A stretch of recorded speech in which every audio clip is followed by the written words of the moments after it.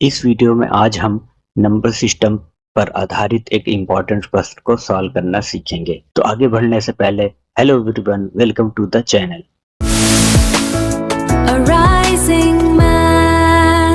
तो आइए देखते हैं प्रश्न क्या है। प्रश्न कहता है कि चार अभाज्य संख्याएं आरोही क्रम में लिखी गई हैं। पहली तीन का गुणनखंड 385 और अंतिम तीन का 1001 है। अंतिम संख्या है। हमारे चार ऑप्शन दिए हुए हैं, तो हमें निकालना है जो चार संख्या है उनमें से जो अंतिम संख्या होगी उसका मान निकालना है। आइए करते हैं इसको। क्योंकि प्रश्न कह रहा है कि चार अभाज्य संख्याएं हैं और वो है आरोही क्रम में। ठीक है, तो हम मान लेते हैं कि चार संख्याएं हैं। वो क्या है? ए है, दूसरी बी है, तीसरी सी है और चौथी डी है। और ये आरोही क्रम में है, मतलब ये बढ़ते क्रम में है। क्लियर है? ए से बड़ा बी है, बी से बड़ा सी है, सी से बड़ा डी है। अब प्रश्न में आते हैं, कहते हैं पहली तीन संख्याओं का गुणनखंड 385 है। तो पहली कौन सी होगी? A b c. मतलब a into b into c, इन तीनों को गुणा करते हैं तो 385 आता है। ठीक है, और फिर कहता है कि अंतिम तीन का गुणनखंड वो 1001 है। तो अंतिम तीन कौन होगा? B c d. तो मतलब b into c into d, इसको गुणनखंड करने में आ रहा है 1001। ठीक है ना? अब हमें क्या निकालना है? हमें डी निकालना है। ओके, ठीक है। अगर आप इन दोनों समीकरण को देखते हैं, समीकरण नंबर 1 और समीकरण नंबर 2, तो आपको एक नोटिस हो रहा है कि यहाँ पर ए बी सी है और यहाँ बी सी डी है। तो अगर हम ये दोनों समीकरण को डिवाइड कर दे तो क्या होगा?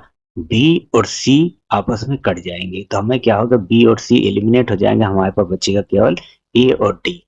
ठीक है, तो आइए हम ऐसा कर लेते हैं। तो अभी मैं क्या करता हूँ, समीकरण 1 में समीकरण नंबर 2 से डिवाइड कर देता है। तो हमारा जो करने जा रहे हैं, हम इक्वेशन इक्वेशन 1 को डिवाइड करेंगे इक्वेशन 2 से।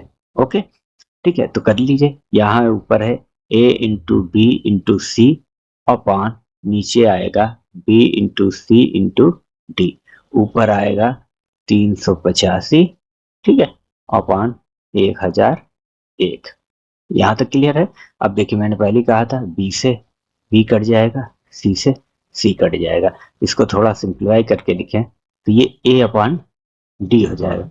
ए अपॉन डी इक्वल टू आ जाएगा 385 अपॉन 1001।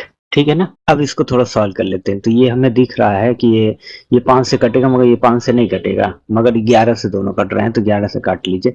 11 से काटेंगे, 11 तिया 33, 11 बचे 55। ठीक है, ये पहले 9 से जाएंगे 99, फिर 91 आ जाएगा और 35, और ये 7 से कट जाएगा, 7 35 हो जाएगा। और इसको काटेंगे, 7 हो जाएगा, बचे 2, 7 तिरिक 21, 13 बचेगा। तो अगर इस संख्या को हम सॉल्व करें हैं तो हमारा क्या आया है? वो आया है, उस तरफ क्या था? ए अपॉन डी था। ठीक है, ए अपॉन डी बराबर आया है 5/13। ठीक है, अगर हम कंपैरिजन करते हैं तो ए का मान 5 दिख रहा है और डी का मान 13 दिख रहा है। मगर क्या ये कंपैरिजन करना सही है? ये तो केवल रेशियो है, तो मैं मान कैसे वैल्यू पुट कर सकता हूँ? जैसे कि आपको पता है कि जब किसी भी संख्या का रेशियो देता है तो आपको ये कांस्टेंट से गुणा करके उसका एक संभावित मान निकालते हैं। तो क्या मैं यहाँ पर डायरेक्ट निकाल सकता हूँ कि नहीं निकाल सकता हूँ कि ए का मान 5 होगा और डी का मान 13 होगा? क्या ऐसा पॉसिबल है? क्या ऐसा किया जा सकता है? क्या मैं सही करूंगा? बस इसी कॉन्सेप्ट को हमें यहाँ समझना है। अब जब हम किसी भी कांस्टेंट को लेकर संभावित मान निकालते हैं तो हम ये कंसीडर करते हैं कि जो कांस्टेंट है वो सेम गुणनखंड है जो दोनों संख्याओं में है, और अनुपात निकालने पर वो गुणनखंड एलिमिनेट हो गया था। तो हम जब उस संख्या को सेपरेट करते हैं, अलग अलग संख्या में लेते हैं, तो हम वो कांस्टेंट से गुणा करके लिखते हैं। ये चीज मैं आपको ज्यादा विस्तार में और अच्छे तरीके से जब रेशियो वाला टॉपिक पढ़ाऊंगा तो वहां अच्छे से इसको एक्सप्लेन करूंगा।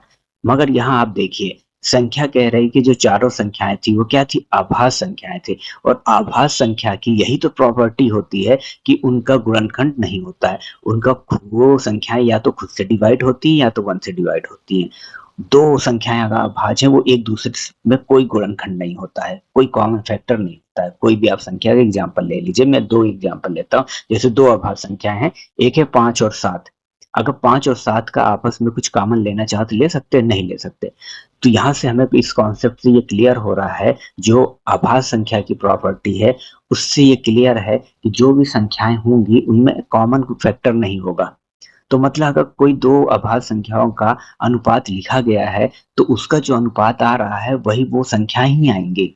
अब जैसे एग्जाम्पल देखिए, तो देखिए जैसे 2 संख्याएँ हैं, एक 3 है और दूसरा है 11, दोनों क्या है? अभाज्य संख्या है। इसका अनुपात निकाला गया है। तो क्या इसको और सॉल्व किया जा सकता है? अगर इसको अनुपात निकाला तो इसको और सॉल्व नहीं किया जा सकता। जो अनुपात आएगा, जो संख्या का अनुपात आएगा वो 3:11 ही आएगा।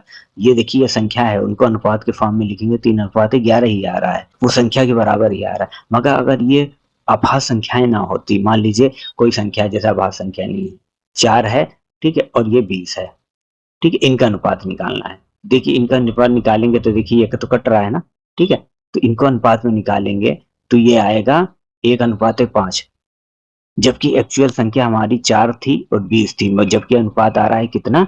1:5। मगर ऐसा अभाज्य संख्याओं के साथ नहीं हो रहा है। अगर अभाज्य संख्याओं का अनुपात निकाला जाएगा तो वही संख्या आएगी जो एक्चुअल में वो संख्या है। तो यहाँ इस कॉन्सेप्ट से हमें पता चल रहा है कि अगर ए अनुपात डी का अनुपात 5:13 है, तो यहाँ से एक चीज कंफर्म हो रही है कि ए का मान 5 होगा और डी का मान 13 होगा। ये तो कॉन्सेप्ट से आपको क्लियर हो गया।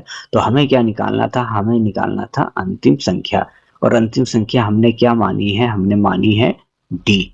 ओके, तो हमारा डी का मान आया है 13, तो यही हमारा आंसर होगा। अगर हम आके ऑप्शन में देखते हैं तो बी हमारा जो ऑप्शन है यही हमारा आंसर है। तो आपको समझ में आया होगा इस प्रश्न को कैसे हल करना है। तो इन तरीके के जितने भी सवाल हो उनको इसी कॉन्सेप्ट के साथ हल करना होता है। तो आपको कॉन्सेप्ट क्लियर हो गया है तो आप कुछ स्टेप जो है एलिमिनेट भी कर सकते हैं। तो आपको करने की जरूरत नहीं, आप डायरेक्ट रेशियो के फॉर्म में जाएंगे और वहां से कैलकुलेशन करके आंसर निकाल लेंगे। तो आइए मैं आपको इसी कॉन्सेप्ट बेस्ड कुछ सवाल प्रैक्टिस के लिए दे रहा हूँ। आप उन सवालों को हल करिए और उनके जो भी आंसर आएगा आप कमेंट्स में मुझे बताइए। अगर आपको कोई डिफिकल्टी फेस आती है उन सवालों को सॉल्व करने में तो आप मुझे कमेंट्स में बता सकते हैं। मैं आपको उससे रिलेटेड प्रॉब्लम का सोल्यूशन प्रोवाइड करा दूंगा। तो आइए वो प्रश्नों को देख लेते हैं। जैसे एक ये प्रश्न है, इसको सॉल्व करिए। फिर अगला प्रश्न ये है, इसको देखिए। फिर अगला प्रश्न ये है, फिर अगला प्रश्न ये है। तो ये सेम कॉन्सेप्ट पे आधारित प्रश्न है, इनको हल करिए। तो आशा करता हूँ आप इस वीडियो से बहुत कुछ सीखे होंगे। तो अगर आपको यह वीडियो हेल्पफुल लगा हो तो प्लीज लाइक करें, अपने फ्रेंड्स के साथ शेयर करें और चैनल को सब्सक्राइब करें। इसी तरह की वीडियो के लिए चैनल को सब्सक्राइब करें। मिलते हैं अगली वीडियो में।